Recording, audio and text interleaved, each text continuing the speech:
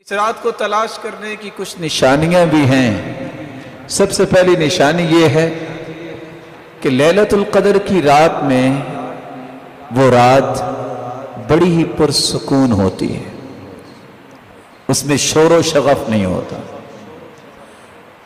दूसरी निशानी ये है कि वो रात आम रातों के निस्बत ठंडी रात होती है, लेकिन उसमें कोई आंधी या इस तरह की चीजें नहीं होती, बड़ी पुरसुकून रात होती है।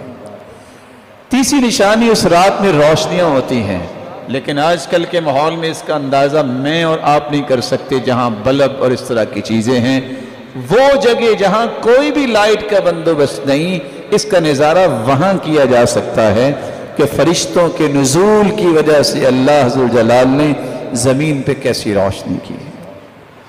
इसकी चौथी निशानी ये है, ना ये रात सख्त गर्मी में भी उतनी गर्म नहीं होती और ना ही ठंडी होती है। तलका, बड़ी खुली फिजा, जैसे इंसान जाता है तो किस तरह महसूस करता है, इसी तरह अल्लाह ताला ने इस रात को रखा है।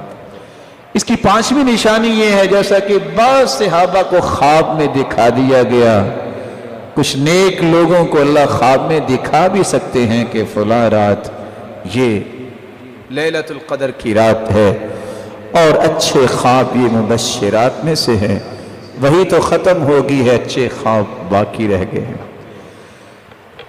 और बाज़ उलमा ने लिखा है कि इस रात में जो क़याम करता है, जो लज्जत उस रात उसे महसूस होती है, वो दूसरी रातों में महसूस नहीं होती। लैलतुल क़द्र की निशानियों में एक निशानी ये भी है कि जब अगले दिन सूरज निकलता है तो उसकी शुआएं उतनी तेज नहीं होती।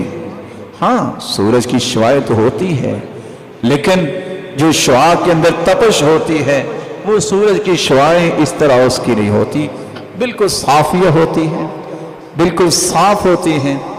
लैसत का आदत है फी बक़ियतिल अय्याम, आम हालत में इस तरह नहीं होती।